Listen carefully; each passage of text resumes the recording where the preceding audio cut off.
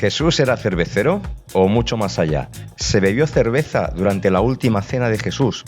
Esta pregunta no pretende atacar a personas de religiosidad sensible, ni ser generadora de conflicto contra ninguna iglesia. De hecho, si se la preguntamos a una inteligencia artificial, te dirá que no hay una respuesta definitiva sobre qué bebía Jesús, ya que las fuentes bíblicas no lo especifican.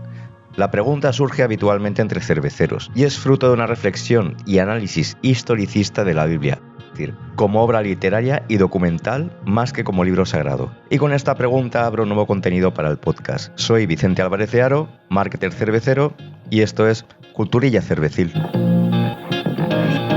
Según los evangelios, Jesús compartió pan y vino en la última cena, y es altamente probable que así fuera, pero no se puede descartar en absoluto la posibilidad de que bebiera además cerveza o cualquier otra bebida fermentada. Tenemos que partir de que el vino, y no la cerveza, tiene un significado teológico para los cristianos. Es el símbolo de la sangre de Jesús derramada como sacrificio, de ahí lo de Cordero de Dios para el perdón de los pecados. Este vino es mi sangre. En la liturgia se rememora este hecho. Haced esto en memoria mía.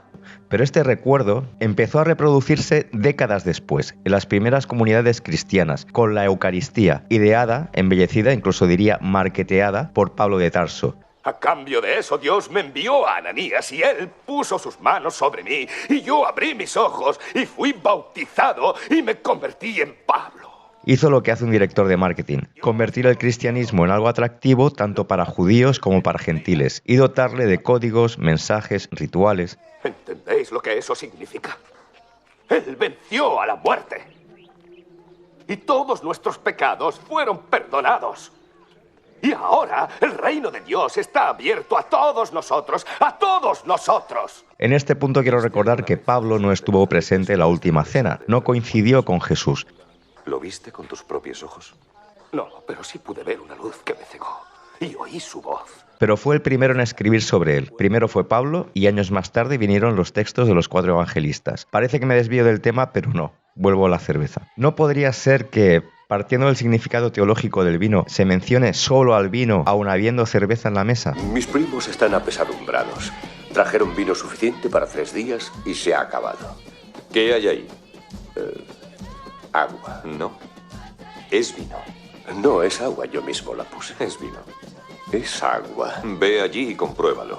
En tiempos bíblicos no era extraño el consumo de cerveza, además de otros fermentados de frutos. La Biblia no suele recoger este tipo de uso. Aunque no se prohíbe expresamente el consumo de licores en la Biblia, hay cierto reparo a consumirlos en determinados momentos, como si hacerlo fuese pecado. Por ejemplo, en la Pascua judía se preparaban cuidadosamente las bebidas, y una gran mayoría de judíos ingería alcohol. Pero había rabinos que preferían no hacerlo, también porque el pan ácimo está considerado un alimento de curación, y ya se sabe que no se puede ingerir alcohol con medicamentos. Jesús, en la celebración de la Pascua, bebió. ¿Qué y cuándo? Sigue siendo un misterio. La Biblia no menciona muchas bebidas alcohólicas y en la actualidad no aparece la palabra cerveza en ningún libro, no así en traducciones anteriores. En concreto, la Biblia mencionaba específicamente a la cerveza más de 20 veces, pero a partir del 1960 se cambió la traducción y eliminaron cualquier referencia a la cerveza. Entonces es probable que allí donde digan licor, bebida fuerte o jugo, se estén refiriendo a otra cosa diferente al vino, y puede ser que por esa peculiar interpretación de las palabras se haya perpetuado un error durante siglos, no solo por qué bebía Jesús y sus apóstoles,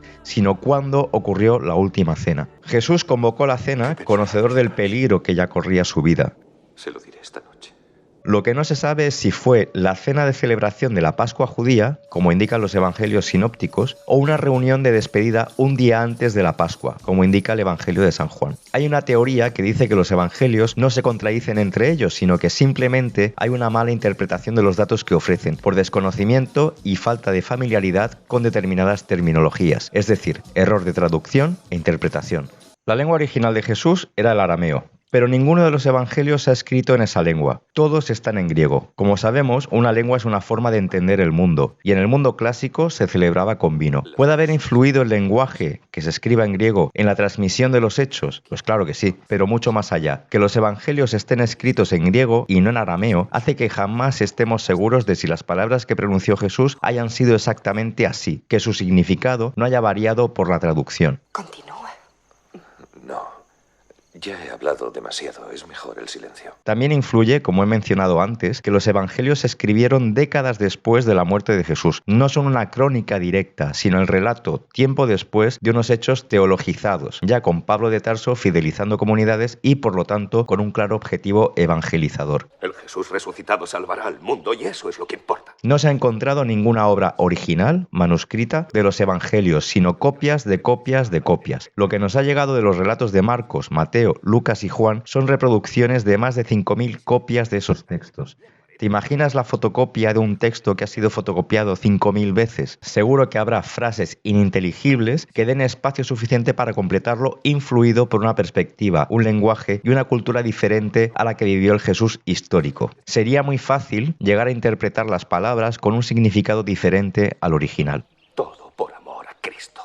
Hay otro argumento, el geopolítico, de por qué Jesús probablemente bebía cerveza de manera habitual. Y es que la cerveza era la bebida mayoritaria de todo Oriente Medio. ¿Por qué? Por los campos de cereal. La arqueología demuestra que allí donde había cultivo de cereal hay restos de bebidas fermentadas. En Jordania, Egipto, Israel o Palestina, lo que crecía en sus campos eran cereales salvajes, como la cebada o el trigo. Cuando se desarrolló la agricultura, eran esos cereales los que usaban como alimento, mucho más seguro en formato cerveza por ese efecto mágico de la fermentación que lo convertía en un alimento más fiable y sano. Los cereales también abrió la puerta al comercio, ya que vendían cebada y trigo a otras comunidades. El vino no es originario de esos países. Fue introducido por los griegos y los romanos muy pocos años antes del nacimiento de Jesús. En Grecia y Roma crecían más fácilmente las viñas que los cereales, no así en Oriente Medio. Esto hacía que acceder al vino fuese más complicado, más caro. Es un bien no accesible al pueblo dominado por el Imperio Romano y las élites locales colaboracionistas con los dominadores. Jesús y sus discípulos, aunque no repudiaban a Roma, tampoco la aceptaban. De hecho, la condena de Jesús fue buscadamente política. Le crucificaron por sedición, por atentar contra el orden romano, por nombrarse rey de los judíos. Una cosa es querer cambiar la vida de la gente, pero tú quieres cambiar su forma de pensar y de sentir. Lo que yo predico es que ese cambio se producirá con el amor, no con la muerte. Las dos maneras son peligrosas. Van contra Roma, contra el poder establecido. Asesinato o amor es lo mismo. Simplemente no importa cómo quieras cambiar las cosas, no queremos que cambien. En este punto, que Jesús bebiese vino, una bebida importada por los opresores de Israel, parece incoherente. Un último argumento que os ofrezco es más mesiánico, de corte totalmente literario y concierne únicamente a la figura de Jesús, no como personaje histórico, sino como Mesías, como el elegido, el héroe. El motivo de que la cerveza no sea mencionada como bebida habitual de Jesús ayuda a reforzar su deidad. Si simplificamos la vida de Jesús a un argumento literario, obtenemos la típica narración del viaje del héroe, es decir, un hombre que tiene un nacimiento espectacular, mágico. Su madre era una virgen y el ángel Gabriel descendió y puso la semilla de Dios en su seno y así es como nació. Que conforme crece se da cuenta que tiene ciertos poderes, que está señalado a hacer algo importante en la vida. La sensación comienza muy suave, muy apacible. Luego empieza el dolor. ¿Quién es? ¿Quién eres tú? ¿Por qué me sigues? Y que además no encaja en la sociedad donde vive. ¿Veis? Eso es lo que le sucede a un hombre cuando no se casa. El semen se le sube al cerebro. Así que emprende un viaje en solitario donde se le revela su misión e identidad. ¿Estás seguro de que es Dios? ¿Que no es el diablo? No estoy seguro. No estoy seguro de nada. Cuando sabe quién es y qué tiene que hacer, se embarca en esa cruzada que seguramente le costará un caro sacrificio, pero lo acepta para salvar a la humanidad. Ojalá hubiera otro camino. Lo siento, pero no lo hay. He de morir en la cruz. Este viaje se ha reproducido miles de veces en otros tantos relatos, desde Moisés hasta Superman, pasando por la Guerra de las Galaxias, Matrix, Harry Potter incluso. ¿Yo? Voldemort quiso matarme.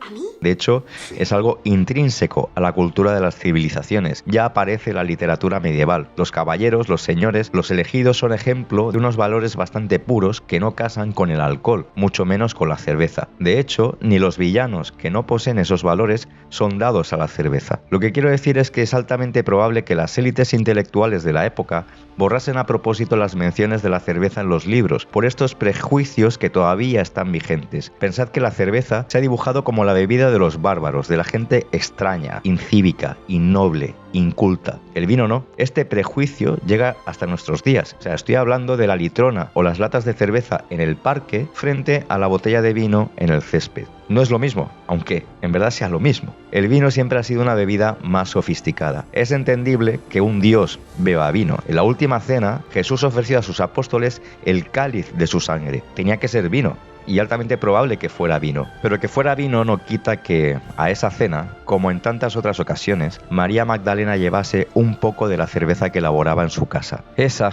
que tanto le gustaba beber a Jesús y sus apóstoles.